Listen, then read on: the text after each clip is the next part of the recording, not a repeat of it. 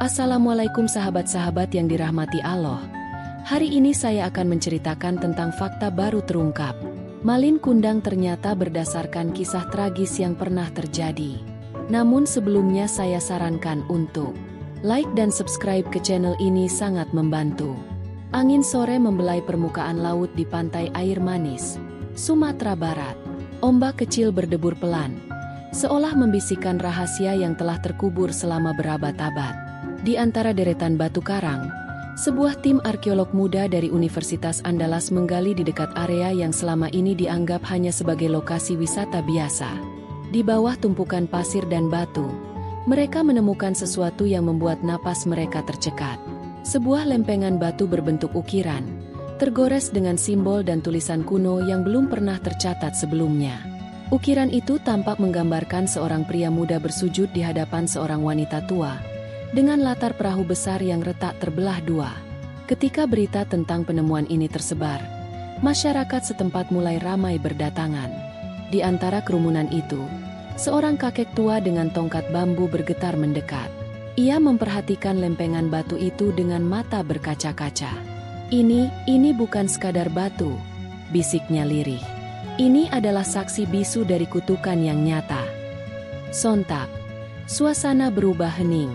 Seolah angin pun menahan nafasnya, mendengarkan setiap kata yang keluar dari mulut sang kakek. Seorang wartawan lokal mendekatinya, meminta penjelasan lebih lanjut. Dengan suara parau, kakek itu mulai bercerita. Katanya, jauh sebelum legenda Malin Kundang dikenal sebagai dongeng pengantar tidur, ada kisah nyata yang begitu mengerikan hingga penduduk desa terlarang membicarakannya di siang hari. Senyap melingkupi pantai.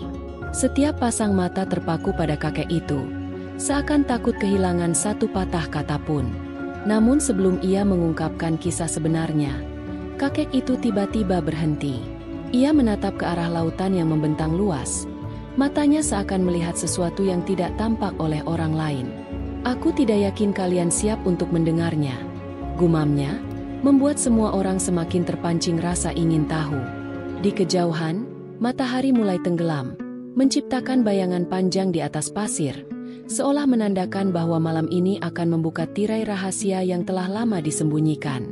Malam pun turun, membalut pantai dengan kabut tipis. Cahaya lentera dari warung-warung kecil berkedip-kedip, seolah ikut gelisah. Semua orang berkumpul di sekitar kakek tua yang duduk bersila di atas tikar lusuh, bersiap mendengarkan sesuatu yang diyakini tidak semua orang pantas tahu. Dengan napas berat, kakek itu memulai.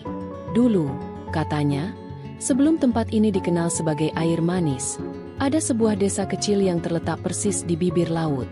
Desa itu dihuni oleh orang-orang yang taat kepada Allah dan hidup dari laut. Namun, di antara mereka, lahir seorang anak laki-laki yang membawa pertanda buruk sejak ia dilahirkan. Orang-orang saling berpandangan." Kakek itu melanjutkan. "Anak itu tumbuh menjadi pemuda yang tampan, cerdas, dan sangat berbakat. Ia bisa melaut lebih jauh dari siapapun. Tapi satu sifat buruknya menutupi semua kelebihannya. Ia tidak pernah merasa cukup. Ia haus akan kekayaan dan kehormatan." Menurut sang kakek, ketika remaja itu beranjak dewasa, ia meninggalkan desanya tanpa pamit, mengejar kekayaan ke negeri jauh. Ia berlayar dengan kapal asing, bersumpah tidak akan kembali sebelum ia menjadi orang terhormat.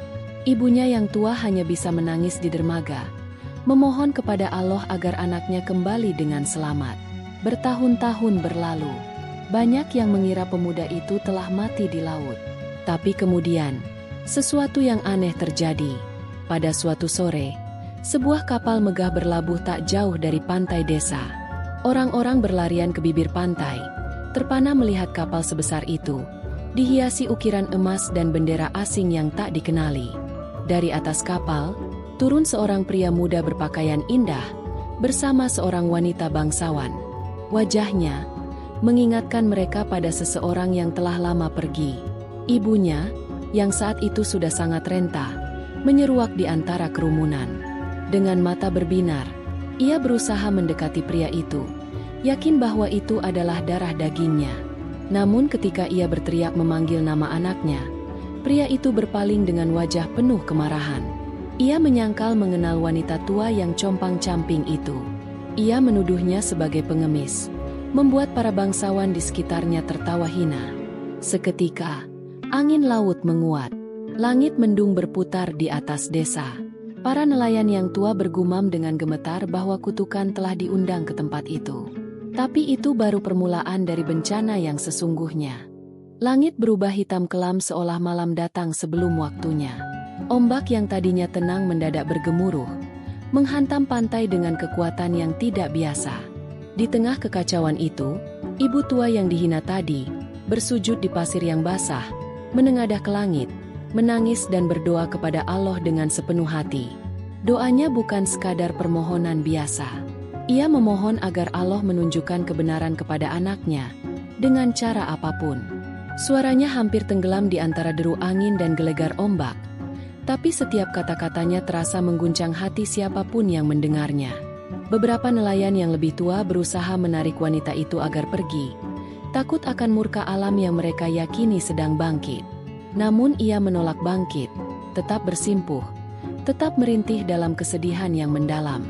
Di tengah kegilaan alam yang semakin menjadi, kapal megah tempat pemuda itu berdiri mulai berguncang hebat.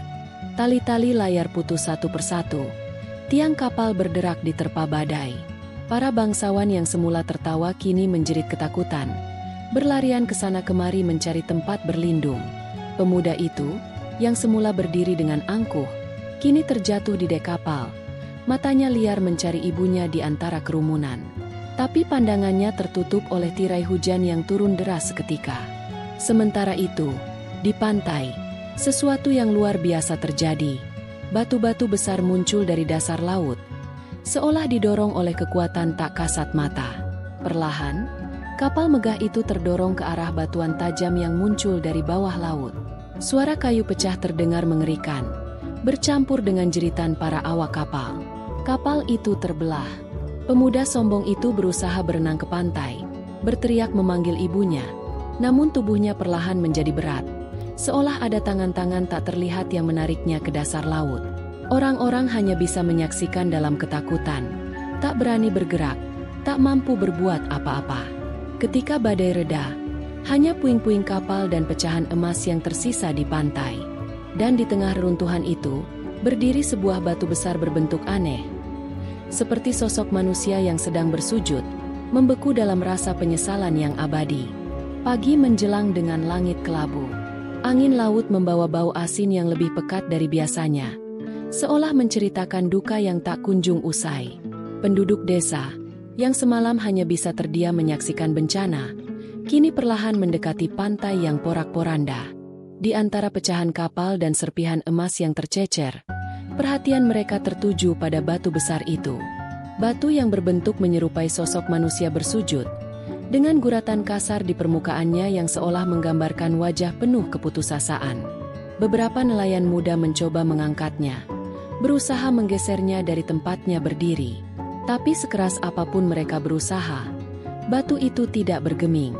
Seolah tanah dan batu itu telah menyatu dengan jiwa yang terperangkap di dalamnya. Kabar tentang batu aneh ini menyebar cepat ke desa-desa sekitar. Tidak butuh waktu lama sebelum para tabib, dukun, bahkan ulama dari berbagai penjuru berdatangan, masing-masing mencoba menafsirkan makna dari kemunculannya.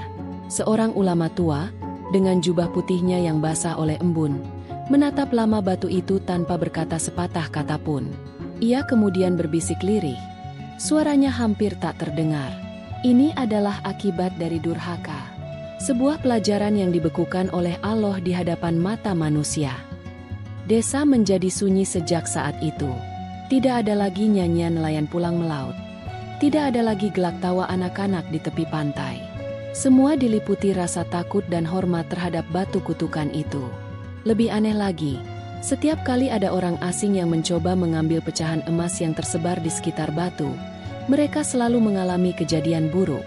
Ada yang tiba-tiba jatuh sakit, ada yang kehilangan arah di tengah laut, bahkan ada yang lenyap tanpa jejak. Masyarakat akhirnya membuat keputusan. Mereka membiarkan semua yang ada di pantai tetap seperti apa adanya. Batu itu menjadi bagian dari desa, tapi juga menjadi pengingat abadi bahwa kesombongan terhadap ibu sendiri adalah dosa yang tidak akan dibiarkan tanpa balasan. Namun, kisah batu ini tidak berakhir di situ. Sesuatu yang lebih mengerikan mulai mengintai dari balik kabut pantai yang tak pernah benar-benar pergi. Waktu terus berjalan. Tahun berganti tahun. Desa yang dulunya ramai perlahan menjadi sepi. Hanya suara ombak yang setia datang menghantam pantai, seolah mengingatkan bahwa ada sesuatu yang pernah terjadi di sana. Batu besar itu, yang dulu membuat orang-orang ketakutan, kini menjadi bagian dari lanskap pantai. Terkadang, saat sore hari dan kabut tipis turun perlahan, beberapa penduduk mengaku melihat sosok bayangan yang berjalan tertatih di sekitar batu. Seperti ada jiwa yang belum benar-benar bisa beristirahat. Para orang tua di desa mulai mewariskan kisah ini kepada anak-anak mereka. Di setiap cerita yang bergetar dalam lirih bisikan, selalu ada satu inti yang tidak pernah berubah. Mereka tidak berbicara dengan kemarahan, tidak pula dengan ancaman, melainkan dengan kesedihan yang dalam. Bahwa di dunia ini, kekayaan dan kehormatan bisa dicari sejauh apapun. Tapi kasih sayang seorang ibu adalah sesuatu yang tidak bisa digantikan oleh apapun. Tidak oleh emas, tidak oleh istana, bahkan tidak oleh kekuasaan sebesar samudera. Mereka berkata, siapapun yang melupakan darah dan air mata yang menghidupkannya, pada akhirnya akan kembali ke tanah dengan cara yang paling memilukan. Sebab apa yang datang dari hati seorang ibu, selalu didengar oleh Allah, dan tidak ada tempat di dunia ini yang cukup jauh untuk bersembunyi dari keadilannya. Dan hingga hari ini, ketika matahari tenggelam di balik laut dan bayangan batu itu memanjang ke pasir yang dingin, orang-orang yang lewat akan berhenti sejenak. Mereka akan menundukkan kepala, berbisik dalam hati, mengenang nama yang hampir tidak pernah lagi disebut dengan suara lantang. Sebuah nama yang terkubur bersama penyesalan dan air mata, di antara riak abadi laut air manis. Malin Kundang.